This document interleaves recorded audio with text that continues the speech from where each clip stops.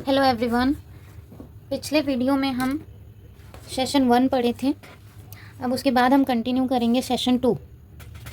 Session 2 में आपका पाचन तंत्र से शुरू हो रहा है। पाचन तंत्र की संरचना क्वेश्चन है। पाचन तंत्र की संरचना बनाइए व समझाइए। पाचन तंत्र आपको यही समझ आता है कि हम कुछ भी चीज़ खाते हैं, जिसमें डायग्राम भी दिख रहा होगा। हम कुछ भी चीज़ भोजन के रूप में खाते हैं, उसका डाइजेशन करना, उसको पचाना पाचन तंत्र का काम होता है। इसमें बहुत सारे अंग शामिल होते हैं इस छोटी सी क्रिया में, और थोड़ा सा ज़्यादा है पाचन तंत्र आपके लिए। ये आपकी संरचना दिख रही है, स्ट्रक्चर ऑफ ह्यूमन बॉडी। क्या है ह्यूमन बॉडी में, किसकी संरचना है? पाचन तंत्र की संरचना है। बच्ची ने मेंशन नहीं किया है कि पाचन तंत्र है ये, ठीक है। ये थोड़ा सा गड़बड़ है, पेन नहीं चल रहा, ठीक है। तो पाचन तंत्र में क्या पढ़ेंगे हम? मुख मतलब माउथ होता है। भोजन चबाने, स्वाद लेने और लार के साथ मिलाकर खाद्य बनाना, जिसको बोलस भी कहते हैं, तैयार करने का स्थान होता है। कौन सा? माउथ। लार में अमाइलेज नामक एंजाइम कार्बोहाइड्रेट को नष्ट करना शुरू कर देता है। मतलब आपके जो माउथ में जो लार होता है ना, सलाइवा बोलते हैं जिसको, उसमें आपका अमाइलेज नामक एंजाइम पाया जाता है, जो आपका जो लार होता है और अमाइलेज होता है, वो भोजन को चबा करके एक बोलस बनाने का या खाद्य बनाने का काम करता है। और ये जो एंजाइम होता है वो कार्बोहाइड्रेट को नष्ट करता है आपके माउथ में, ठीक है। फिर नेक्स्ट है गले और भोजन नली। गला, ये जो माउथ होता है, और यहाँ से फिर गले में कौन सी नली होती है? भोजन की नली होती है, जिसको फेरिंग्स और ईसोफेगस कहते हैं। फेरिंग्स एंड ईसोफेगस अलग अलग होता है। ये फेरिंग्स आपके गले में होता है और ईसोफेगस उसके बाद की नली होती है, जहाँ से आपका भोजन नीचे की ओर जाता है, जिसको फूड पाइप भी कहते हैं, ठीक है। गले से भोजन को खींचकर नली के माध्यम से पेट तक पहुंचाता है, ठीक है। गले से भोजन को खींच करके पेट तक पहुंचाने का काम ईसोफेगस का कर होता है, ठीक। यह कार्य स्वैच्छिक और अस्वैच्छिक मांसपेशीय संकुचन से होता है। स्वैच्छिक मतलब क्या होता है? जो हम अपनी इच्छा से करते हैं, और अस्वैच्छिक मतलब जो हमारे नियंत्रण में नहीं होता है, हमारी इच्छा से नहीं होता है, हम उसको कंट्रोल नहीं कर सकते, वो अस्वैच्छिक मांसपेशियाँ। तो आप अगर गले की ऊपर की मांसपेशियों को बोल सकते हैं हमारी इच्छा से, स्वैच्छिक क्रिया से होती है, चबाना, निगलना। निगलने के बाद जो मांसपेशियाँ हैं जो ईसोफेगस में होती हैं, वो हमारे कंट्रोल में नहीं होती है। तो इन दोनों की प्रक्रिया जो कि साथ में होती है ना, फेरिंग्स और ईसोफेगस का, तो ये संकुचन से होता है। संकुचन मतलब संकुचन होता है इस मांसपेशियों में, तभी वो भोजन आगे की ओर बढ़ते जाते हैं और पेट तक पहुंचता है, ठीक है। पेरिस्टाल्सिस कहते हैं इसको, पेट। फिर नेक्स्ट है पेट मतलब स्टमक। भोजन को मिलाकर अम्लीय मतलब गैस्ट्रिक जूस बोलते हैं की सहायता से चाइम में बदलता है। सहायता से, गुदे मतलब तो समझ नहीं आ रहा है, ठीक है। भोजन को मिलाकर अम्लीय गैस्ट्रिक जूस की सहायता से चाइम में बदलता है। आप ऐसे लिख सकते हैं, ये टर्म मत लिखिएगा क्योंकि मुझे क्लियर नहीं है, शायद सही भी होगा, ठीक है।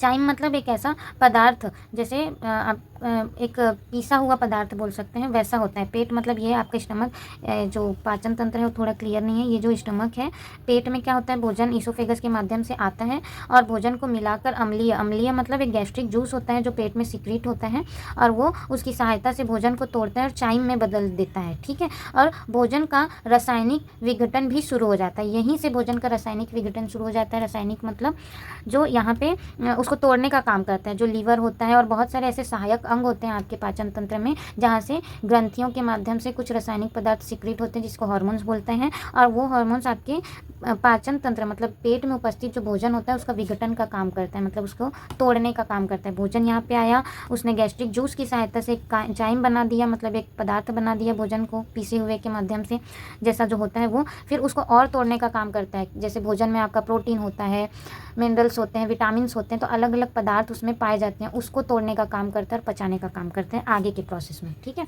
छोटी आंत मतलब स्मॉल इंटेस्टाइन 3 भागों में विभाजित होता है छोटी आंत, जिसको डिओडेनम, जेजुनम और इलियम कहते हैं, ठीक है। आपका ये छोटी आंत, बड़ी आंत के अंदर में छोटी आंत पाया जाता है, स्मॉल इंटेस्टाइन बोलते हैं। इस स्मॉल इंटेस्टाइन में ऊपर के हिस्सा जो स्टमक और छोटी आंत के बीच में जो होता है वो डिओडेनम कहलाता है। डिओडेनम के बाद बीच में आपका जेजुनम कहलाता है, और जेजुनम के बाद छोटी आंत का जो लास्ट वाला जो हिस्सा होता है वो इलियम कहलाता है, ठीक है। देन यह अधिकांश पाचन एवं पोषण तत्वों का अवशोषण करती है, ठीक है। बहुत सारे पोषक तत्व होते हैं, जो विटामिन और प्रोटीन की जो मैं बात कर रही हूँ, तो उसका अवशोषण करने का काम कौन करता है? Small intestine. स्मॉल इंटेस्टाइन में लगभग पूरी तरीके से अच्छी चीज़ों का, जो जिन जिन चीज़ों का हमारे शरीर की को आवश्यकता होती है ना, जिससे हमारा शरीर कार्य करता है, एनर्जी फील करता है, वो सारी चीज़ों का अवशोषण आपका स्मॉल इंटेस्टाइन कर लेता है, छोटी आंत। ठीक है, ये जो इसके अंदर जो विलाई होता है, विलाई जो एक छोटे छोटे रेशे के समान होते हैं, जिसको विलाई बोलते हैं या माइक्रो विलाई, की सतत अवशोषण की क्षमता को इतना गुना बढ़ा देती है, इतने गुना तक बढ़ा देती है। कितना? 40,600 गुना तक बढ़ा देती है। किस चीज़ को? अवशोषण करने की क्षमता को बढ़ा देता है। कौन बढ़ा देता है? विलाई और माइक्रो विलाई। ठीक है, जो कि किस में पाया जाता है? छोटी आंत में, स्मॉल इंटेस्टाइन के अंदर पाया जाता है। छोटे छोटे छिद्र बोल सकते हैं, उसके जैसा होते हैं, जो अवशोषण का काम करती है, पोषक तत्वों का। ये था छोटी आंत। छोटी आंत के बाद आप बड़ी आंत देखेंगे। बड़ी आंत आपका, छोटी आंत के बाद ये जो लार्ज इंटेस्टाइन है, बड़ी वाली पाइप दिख रही है, उसको बोलेंगे लार्ज इंटेस्टाइन। इसका काम क्या है? पानी, इलेक्ट्रोलाइट्स और कुछ विटामिन जैसे विटामिन के को पुनः अवशोषित करती है। मतलब आपकी छोटी आंत में तो अवशोषण हो जाता है, उसके बाद आपके भोजन का जो पदार्थ है वो बड़ी आंत की तरफ आगे बढ़ता है, और उसमें अगर और भी चीज़ें अगर रह जाती हैं या दोबारा वो अवशोषित करने का काम करता है। किसको? पानी को, इलेक्ट्रोलाइट्स को, विटामिन को, स्पेशली विटामिन के को पुनः अवशोषित करती है। कौन? बड़ी आंत।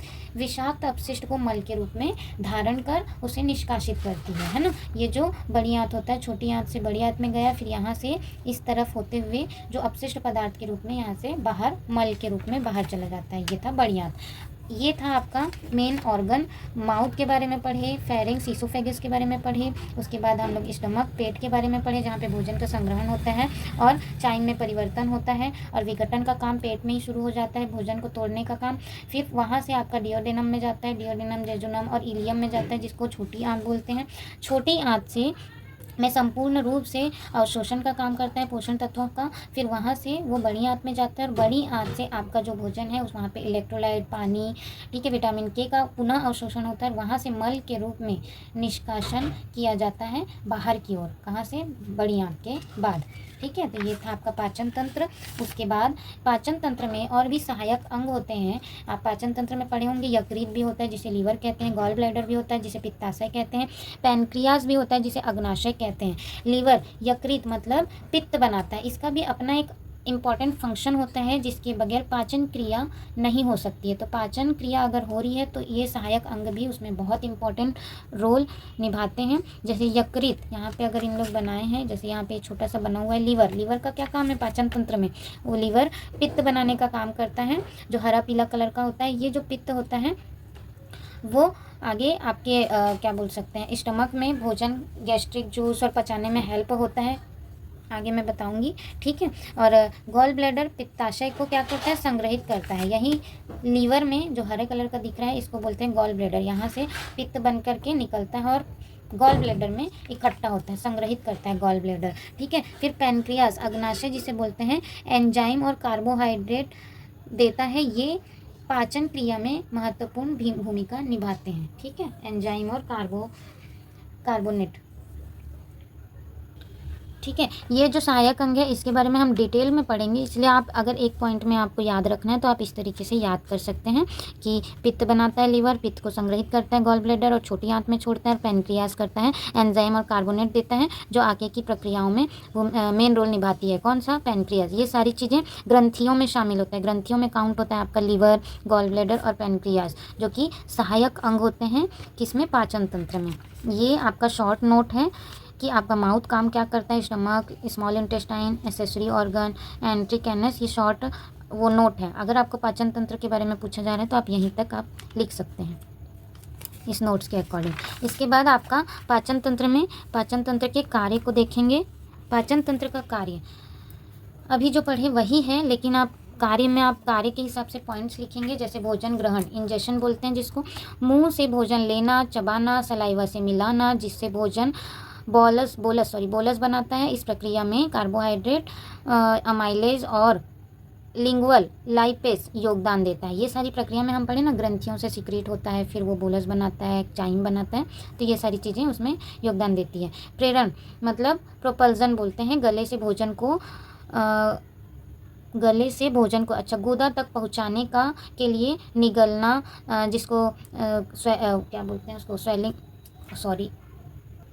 ठीक है। स्वेलोइंग करना मतलब निगलना होता है, ठीक। उसके बाद और पेरिस्टाल्सिस जैसी लयबद्ध मांसपेशी लहरें जो होती हैं फूड बोलस को आगे बढ़ाती हैं, बोलस के रूप में तैयार करता है आपका माउथ। उसके बाद आपका भोजन का जो बोलस होता है ना, एक साथ जो तैयार करता है उसको वो आगे बढ़ाता है, ठीक है। मतलब पेरिस्टाल्सिस मतलब आपकी जो फूड पाइप होती है उसमें ऐसे क्या बोल सकते हैं, रेशे जैसे पेरिस्टाल्सिस होते हैं, मतलब इस टाइप का मूवमेंट होता है जो कि सिर्फ आगे की तरफ ढकेलता है। इसलिए हम खाना खाते हैं गले से नीचे जाता है तो वो कभी भी रिवर्स नहीं आता, और कभी कभी अगर हम जैसे अटक जाते हैं, कुछ फंस जाता है गले में, तो रिवर्स आता भी है तो उसमें बहुत ही भयंकर खांसी आती है, क्योंकि ऐसा वो जो क्रिया है, नॉर्मल कार्य है, उसके विपरीत वो क्रिया हो जाती है इस वजह से, ठीक है। पेरिस्टाल्सिस का काम ही है सिर्फ चीज़ों को आगे की ओर बढ़ाना, ना कि पीछे की ओर।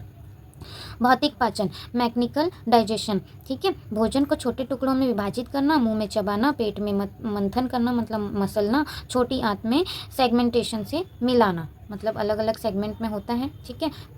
क्या, कहाँ पे, छोटी आंत में। तो इस तरीके के कार्य को भौतिक पाचन कहते हैं। रासायनिक पाचन, केमिकल डाइजेशन, एंजाइम, एसिड और पित्त जैसे रसायनों द्वारा प्रोटीन, कार्बोहाइड्रेट और वसा भोजन को छोटे अणुओं में तोड़ता है, रासायनिक पाचन कहलाता है। वहाँ पे भोजन का किसी भी टाइप से टुकड़ों में बंटना, तोड़ना, पीसना, ये सारी चीज़ें जो कार्य है वो रासायनिक पाचन कहलाता है। अवशोषण जिसको एब्जॉर्प्शन कहते हैं, मुख्यतः छोटी आंत में विलाई व माइक्रोविलाई द्वारा पोषण तत्व को रक्त या लिम्फ में सोखना, ठीक है। अवशोषण करता है विलाई और माइक्रोविलाई के द्वारा, पढ़े थे अभी, ये अवशोषण का भी कार्य करती है। मल त्याग करता है, बड़े आंत में अवशोषित अपशिष्ट पदार्थों से पानी और इलेक्ट्रोलाइट सोख करके मल बनता है और वो मल गुदे के माध्यम से बाहर निकलता है। ये सारे क्या हैं, क्रियाएं हैं, कार्य, फंक्शन किस चीज़ का, पाचन तंत्र का। फिर सहायक अंग के बारे में दिया हुआ है, वही रिपीट है जो हम पहले पढ़े हैं, ठीक है। और इस तरीके से आप याद कर सकते हैं। मैं हर चीज़ में ऐसे पॉइंट्स में शॉर्ट नोट लिखाई हूँ बच्चों को कि मुख्य क्रिया क्या क्या है यहाँ पे। अभी जो हम इतना जो लेंदी पढ़े, इतना कुछ, इसको आप पॉइंट में यहाँ पे ग्रहण, प्रेरण, भौतिक पाचन, रासायनिक पाचन, अवशोषित, मल त्याग, एक एक लाइन में आप लिख सकते हैं या पढ़ सकते हैं। तो ये ईजी करता है आपके नोट्स को और याद करने के तरीके को, ठीक है। पाचन तंत्र में हम पूरा ही पढ़ लेते हैं। अब पाचन तंत्र में आपका लीवर आ गया। लीवर में आपका ये है कि अभी मैंने कहा था कि सहायक अंग में लीवर, पैनक्रियास, ठीक है, गॉल ब्लैडर आता है, जिसके बारे में हम डिटेल पढ़ेंगे। तो ये है डिटेल कि लीवर का क्या क्या काम होता है ना शरीर के अंदर। यह शरीर का सबसे बड़ा अंदरूनी अंग होता है। आपको अगर शरीर का सबसे बड़ा ऑर्गन पूछेगा तो ये भी fill in the blanks objective questions में आ सकता है कि कौन सा अंग है, वो लीवर है, ठीक है। और सबसे बड़ा ग्रंथि भी पूछेगा तो आपका लीवर है। यह शरीर का सबसे बड़ा अंदरूनी अंग है। यह दाईं ओर पेट के ऊपर डायफ्राम के नीचे उपस्थित होता है। दाईं ओर मतलब आपके शरीर का जो दायां हिस्सा है उस तरफ होता है और पेट के ऊपर स्थित होता है डायफ्राम, जो कि फेफड़े के नीचे सी आकार का होता है, जो फेफड़ों को सपोर्ट करके रखता है। जस्ट उसके नीचे उपस्थित होता है क्या, लीवर। इसके मुख्य कार्य होते हैं क्या क्या, डिटॉक्सिफिकेशन, सॉरी बच्ची का राइटिंग मुझे समझ नहीं आ रहा है। डिटॉक्सिफिकेशन क्या है, रक्त से विषाक्त पदार्थ, दवाएं और हार्मोन मेटाबोलाइन लिखिए बच्ची, करता है। मेटाबोलाइज मतलब रक्त से विषाक्त पदार्थ, दवाओं को क्या करता है, हार्मोन से मेटाबोलाइज करता है। कहाँ पे, लीवर में। डिटॉक्सिफिकेशन कहते हैं जिसे आपके शरीर में जो भी आप मेडिसिन खाते हैं या मेडिसिन को तोड़ने का काम या मेटाबोलाइज करने का काम आपका लीवर का होता है। साथ ही साथ आपके शरीर के में जो ब्लड होता है उसमें जो विषाक्त चीज़ें जो आपके शरीर के लिए अच्छी नहीं है उसको भी मेटाबोलाइज करने का काम करता है कौन, लीवर, ठीक है। फिर क्या है, जिसको चयापचय की प्रक्रिया भी कहते हैं। बाइल प्रोडक्शन मतलब पित्त उत्पादन कहते हैं।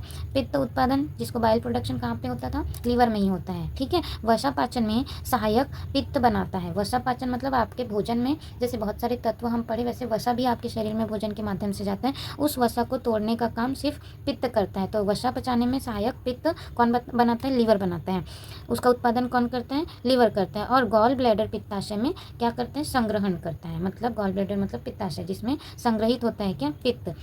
मेटाबॉलिज्म, चयापचय अभी पढ़े थे, है ना। चयापचय मतलब कार्बोहाइड्रेट्स, लिपिड, प्रोटीन, अमोनिया आदि को मेटाबॉलिज करता है, ठीक है। इतने चीज़ों को ये मेटाबोलाइज करने का काम करता है लीवर के अंदर। लीवर में vitamin A, D, E, K, B12 और आयरन इत्यादि को जमा करता है, स्टोरेज करके रखता है। कौन? लीवर। ये भी इम्पोर्टेंट है कि लीवर ADE, B12 को क्या करता है? वो स्टोरेज करके भी रखता है। ये क्या था? फंक्शन था लीवर का।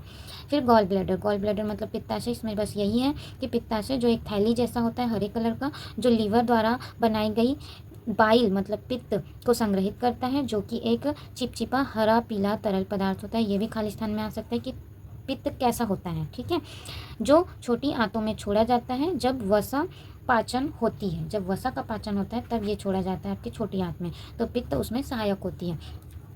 फिर है आपका अग्नाशय। अग्नाशय क्या है? अग्नाशय जिसे पैनक्रियास भी कहते हैं, यह पेट के पिछले हिस्से में स्थित होती है। एक बड़ी ग्रंथि है, यह पाचन में मदद करती है। मदद के लिए एंजाइम बनाती है, एंजाइम जैसे कि एमाइलेज, लाइपेज। अगर आपको पूछा जाए कि पैनक्रियास में कौन से एंजाइम बनते हैं, तो ये 3 एंजाइम है, ये भी आपको याद रखना है। अमाइलेज, लाइपेज, प्रोटीएज बनाकर छोटी आंत में भी 3 हिस्सों में बटा था, बता चुकी हूँ मैं, जियोजेनम, डियोडेनम और इलियम। तो ये डियोडेनम में छोड़ता है जो पाचन में मदद करता है। यह इंसुलिन और ग्लूकागोन जैसे हार्मोन भी बनाता है, जो ग्लूकोज रक्त शर्करा को नियंत्रित करती है। आपके शरीर में ग्लूकोज बनता है, जिसके बढ़ जाने से आपके शरीर में डायबिटीज़ जैसी बीमारियां होती हैं, तो उस ग्लूकोज को कंट्रोल करने का काम इंसुलिन का होता है आपके शरीर में, और यह इंसुलिन बनाने का भी काम करती है। कौन? पैनक्रियास। अब है स्प्लीन। अभी इसके पहले जो सहायक अंग पढ़े उसमें स्प्लीन नहीं था, तो स्प्लीन के बारे में देखिए, जिसे प्लीहा भी कहते हैं, तिल्ली भी कहते हैं। इसके मुख्य कार्य क्या है? तिल्ली मतलब स्प्लीन को प्लीहा भी कहते हैं, जो पेट के ऊपरी बाएं हिस्से में पसलियाँ के नीचे स्थित होती है। ठीक है, आप इसको ध्यान से सुनिए। जो पेट के ऊपरी हिस्से में बाएं हिस्से में पसलियों के नीचे स्थित होती है, यह शरीर का महत्वपूर्ण अंग होता है, जो कि स्टमक से जुड़ा होता है। इसके मुख्य कार्य क्या है? रक्त को छानना। प्लीहा रक्त से अवांछित पदार्थ जैसे कि पुरानी लाल रक्त कोशिकाएं को हटाती है, अर्थात छानती है। लाल रक्त कोशिका जो होती है ना, उसको क्या करती है? छानने का काम करती है और पुरानी को हटाती है। इस तरीके का काम करती है आपकी स्प्लीन। प्रतिरक्षा का ये मेन रोल निभाती है। प्रतिरक्षा प्रणाली की भूमिका, जैसे प्लीहा श्वेत रक्त कोशिकाओं का उत्पादन करती है। श्वेत रक्त कोशिकाएं, जिसको वाइट ब्लड सेल भी कहते हैं, WBC, जो संक्रमण से लड़ने में मदद करती है। यह एंटीबॉडी भी बनाती है। जो WBC होता है वो बाहरी जो सूक्ष्म जीव होते हैं उससे लड़ती है, चाहे वो बीमारी के रूप में क्यों ना हो, और उससे लड़ने के लिए एंटीबॉडी तैयार करती है, जो रोगाणुओं को नष्ट करने में मदद करती है। तो इन शॉर्ट ये इम्यूनिटी का काम करती है। कौन? स्प्लीन।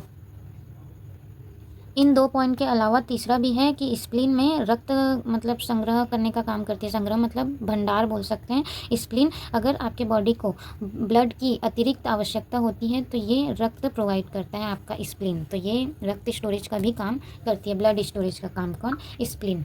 तो इस तरीके से आपका पाचन तंत्र कंप्लीट होता है, जिसमें हम पाचन तंत्र की संरचना के बारे में पढ़े, उसके कार्यों के बारे में पढ़े, सहायक अंगों के बारे में पढ़े, और सहायक अंगों के बारे में भी हम डिटेल में पढ़े हैं। तो आपका पाचन तंत्र कंप्लीट होता है इस वीडियो में।